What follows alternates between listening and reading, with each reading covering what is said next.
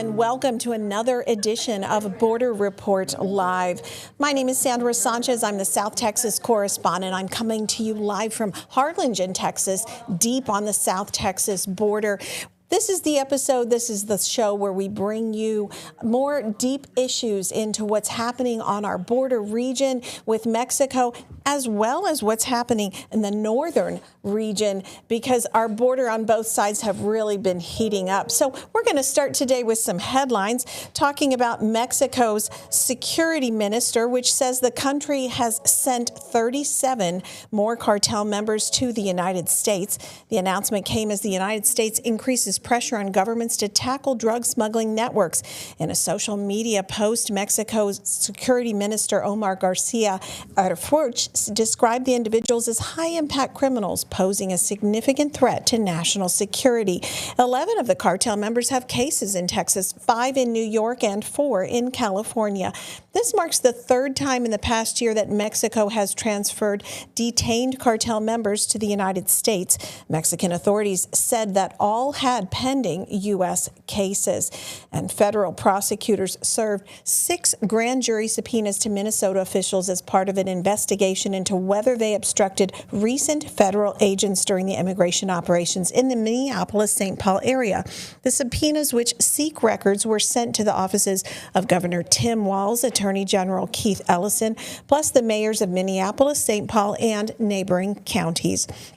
Walz and the Minneapolis mayor have called the probe a bullying tactic meant to quell political opposition.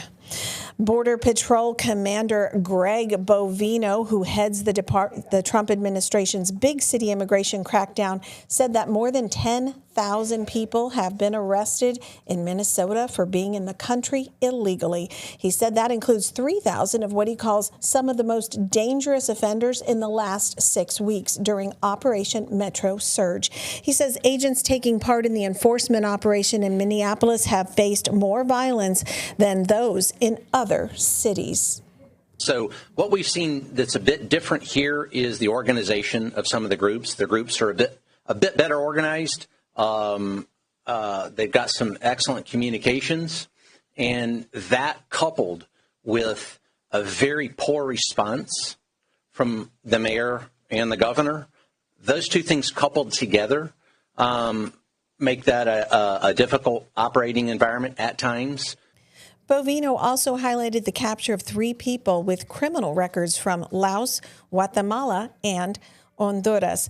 Turning now to Minneapolis, Minneapolis Mayor Jacob Frey called the possible deployment of active duty troops in the city unconstitutional, and he labeled federal immigration enforcement as a, quote, occupying force. The Pentagon has ordered about 1,500 active duty U.S. soldiers to prepare for a possible deployment to Minnesota. The soldiers are subject to deployment. They're assigned to 2 U.S. Army infantry battalions under the 11th Airborne Division, which is based in Alaska. The Pentagon and the White House did not immediately respond to requests from Reuters for comment on this. But regarding National Guard troops in Washington, D.C., it seems that they won't be leaving the nation's capital anytime soon. According to a memo reviewed by the Associated Press, they will stay in the nation's capital until the end of this year. The memo was signed by Army Secretary Dan Driscoll, and it said, quote, the conditions of the mission warranted an extension past the end of next month. He said the troops will continue supporting President Donald Trump's ongoing efforts to, quote, restore law and order. Now, turning back to the southwest border, we want to bring in our El Paso correspondent, Julian Resendiz, my colleague and a guy who knows everything happening out in West Texas. Welcome, Julian. Hi, Sandra. Nice to be back. So recently there was a blast happening right there in El Paso in an area of Sunland Park for border wall construction. What's going on there? And there's a historic monument that could be affected, correct? Yes, Sandra. Let me give you the background on this. A few months back, Homeland Security announced that it was building a wall in a very well-known smuggling corridor in which a wall is very difficult to build because it goes along a mountain. The border goes along a mountain. Some people refer to this mountain, which is Mount Cristo Rey, as a holy mountain because There is a shrine on top of it. There's 4,700 feet elevated terrain, in which is visited by pilgrims at least twice a year in massive pilgrimages.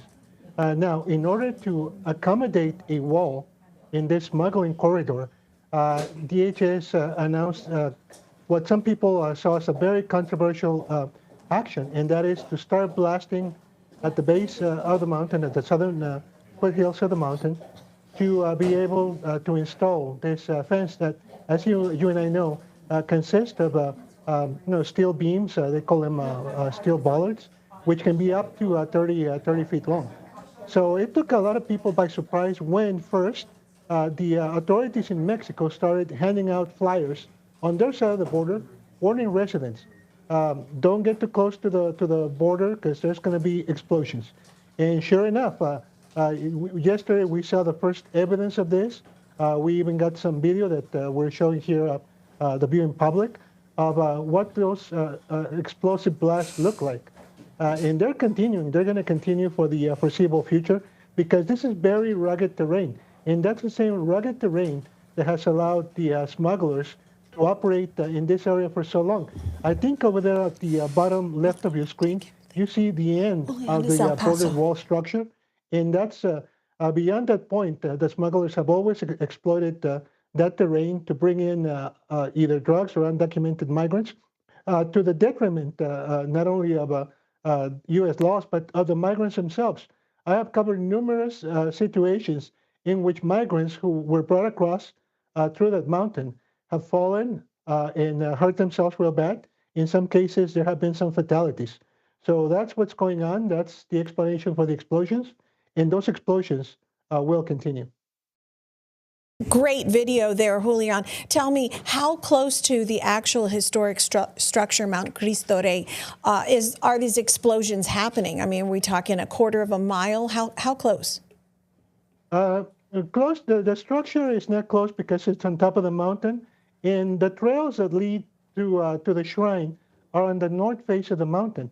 The blasts are happening on the foothills on the south side. I couldn't estimate exactly in terms of distance. You mentioned a quarter of a mile.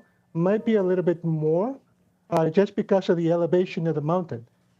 We did have a map, I don't know if we have it, of where exactly this wall, this structure, is going to run through. And it doesn't look that it's going to be on the mountain itself, but it is going to be at the base of the mountain. Are there concerns? And that has caused controversy and concern. That's what I was going to ask. Are environmentalists or community members concerned about possibly damage to this structure? I've been there and watched pilgrims crawling on their knees. This is a very revered place. Yes, there's definitely at least concern on the part of residents who really don't know what's really going on. In fact, you and I, as you know, it's always a struggle to get detailed information of ongoing cases or ongoing events from federal officials. But it's kind of a wait-and-see attitude. There is concern, but obviously DHS say we've done the studies, we've done the public comment period. There was nothing, nobody said don't do it, really, and they're going to go ahead and do it. Now, let's go back to the environmentalists, because it's not just environmentalists from the El Paso area. Environmentalists from Las Cruces are also, which is in New Mexico, about maybe 30, 35 miles to the north, are also concerned about just the beauty of the terrain, the sanctity of the mountain, as well as wildlife, including plants, shrubs, and animals who may traverse the border. On the Mexican side, and this is kind of new, there is also concern for the same reason. This is not just a shrine at the top of the mountain, it's a local treasure, and they are concerned of what could happen to this local treasure. Yeah, here in South Texas, several waivers have been issued by Congress to exempt certain places, historic cemeteries. We have Santa Ana National Wildlife Refuge, La Lomita Chapel. And so no waiver has been issued to exempt Mount Cristo Rey from the actual border wall construction area? I am not aware of that. And like I said, since this is happening at the foothills, the mountain itself is said to remain untouched.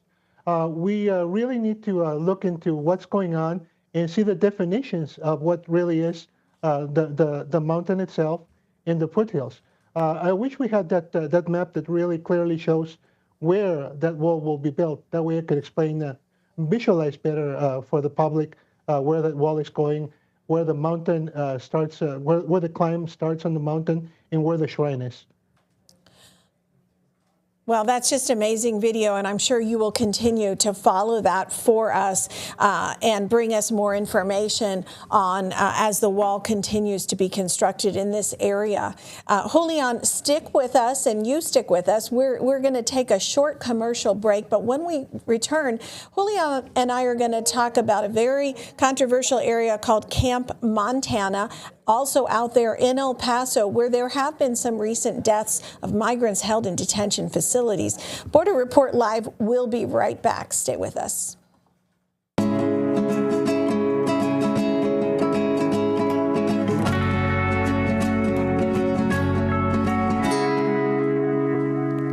And welcome back to Border Report Live. I'm Sandra Sanchez, the South Texas correspondent here in Harlingen, Texas, in deep South Texas on the South Texas border. And we want to update you about the third person who is reported to have died at a detention facility in El Paso. Federal officials say an immigrant from Nicaragua died at the West Texas Immigration Detention Facility.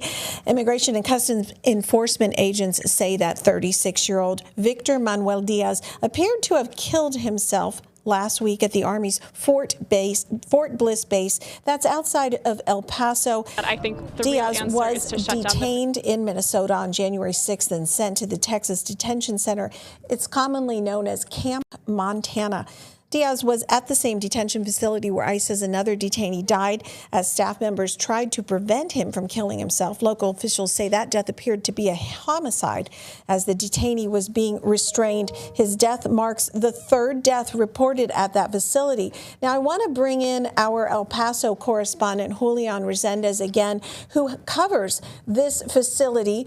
Where exactly is Camp Montana located, Julian? And Tell us what is going on there, because you have been covering this facility, right?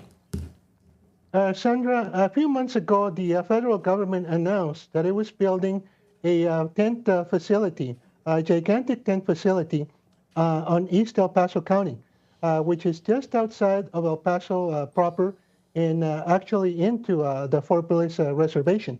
As you can see on the screen, it's a series of massive tents. Initially, they started holding about 1,000 people. It escalated to about 2,000 people, and it has a capacity for up to 5,000 detainees. What federal officials told me at the time of its opening is that this facility, although it does cover the requisites for holding people in detention, is not meant to be a long-term housing facility. This is a facility for people who already are in the final stages of deportation.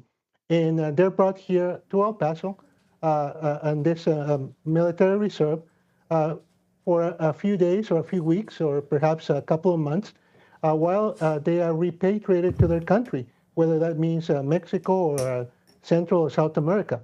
Now, what's been happening since it opened is that in 45 days, we've had those 3 fatalities that you mentioned. And it just has local El Paso regional leaders very frustrated because they want accountability. They want to know what's going on. To them, that the federal government brought such a facility to El Paso, which is known for being very, for lack of another word, progressive, also very welcoming. And the community itself is heavily has heavy immigrant roots. Almost 80% of the population is Latino, 70% of the population speaks Spanish, and we all have a relative, distant or close, who was an immigrant. So there's a lot of concern, and there's a lot of calls for accountability. On Friday, I covered a very emotional gathering of local leaders. in which they not only raise questions about what's going on inside this facility, but they also alerted the public to something we hadn't seen here in El Paso the way that you guys in South Texas or people in Minnesota or LA or Chicago have seen, and that is stepped up immigration enforcement. On Friday morning, I was out there in East El Paso County at a subdivision under construction, where I was told that upwards of 12 vehicles, government vehicles, including ICE and also assisted by the Texas Department of Public Safety, just went to all the construction sites in this new subdivision and asked for papers, including for identification from U.S. citizens. So the big chunk of the community is kind of on edge of what's going on, including U.S. citizens who, like I mentioned, may be asked to show their documents if ICE goes to a place where they suspect, they have reason to suspect that there are undocumented migrants. I wanted to go back to something that you said there about this facility being a place, basically a holding facility for repatriation. It can hold upwards of 5,000 people. Do we know how many people are there now? And has there been oversight? I mean, have a delegation of congressional members gone and viewed this facility yet? Not a delegation. There has been some oversight, but I can tell you that the elected officials who have been able to go inside told me that it was a struggle to get in. It was a struggle to be allowed to tour the facility. I don't believe that they were initially allowed to talk to the detainees. Yeah, there's been some hurdles, definitely. As far as what the community thinks, like I said, there is a lot of concern as to wanting to know what is going on. There is a lot of concern, especially about the fatality that occurred on January 3rd. The first one took place in December. Apparently, it happened because of natural causes, somebody who had some sort of withdrawal symptoms. But the second fatality, the one on January 3rd, it is being investigated by the local district attorney as a possible homicide. We still don't have a formal report, but that's the information that has been leaked to family members and other stakeholders in this. So there's definitely some concern. There's calls for accountability, and some people are calling for the shutdown of this facility, which, if I may say, it's probably unlikely to happen. I think it's more likely that here in El Paso, we're going to see another facility being built rather than this facility being closed. Well, hold on. Before we unpack that, you were with Senator John Cornyn, Republican senior member for representing Texas. He came actually to the area yesterday. Did he visit Camp Montana, or did he just talk about it, and what did he say?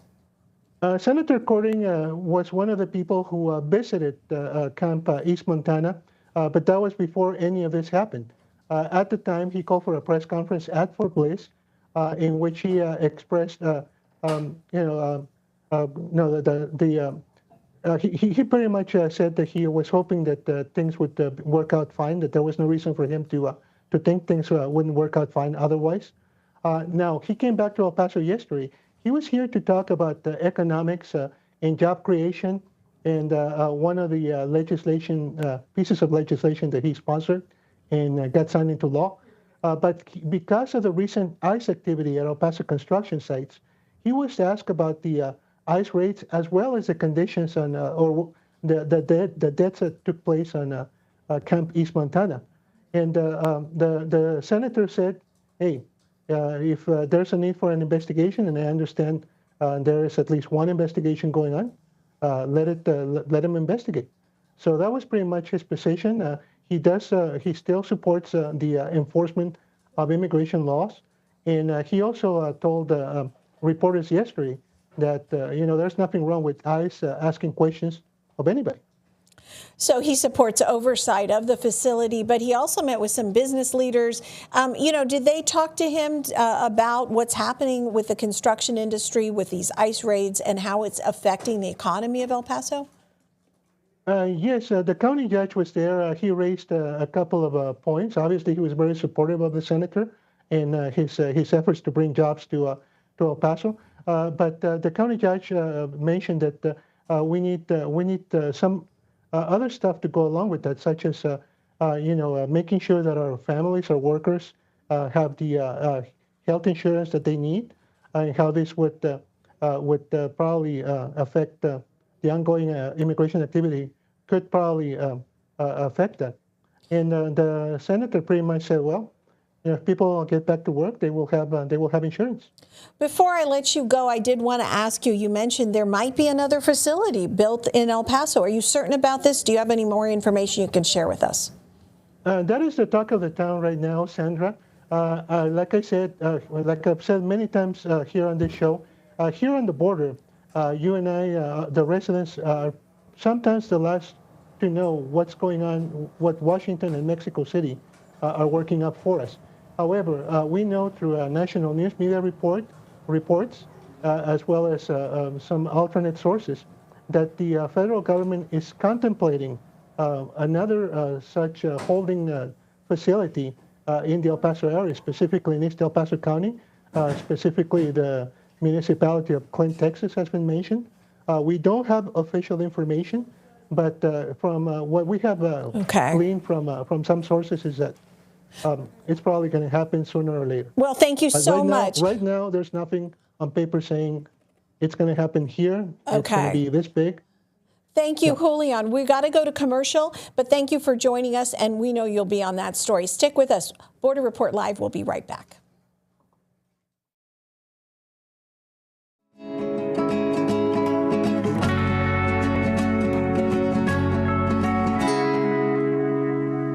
Welcome back to Border Report Live. We were just talking about Senator Cornyn visiting El Paso. Well, California's 2 U.S. senators visited an ICE detention center near Bakersfield, California this week. Both men say they were troubled by what they found inside. Reporter Vincent DeMonte has more on their visit. Today, U.S. Senators Alex Padilla and Adam Schiff took a tour of the privately owned CoreCivic facility here in California City, and that tour has left both of them deeply concerned. So I'm living here even more concerned than I was when I arrived.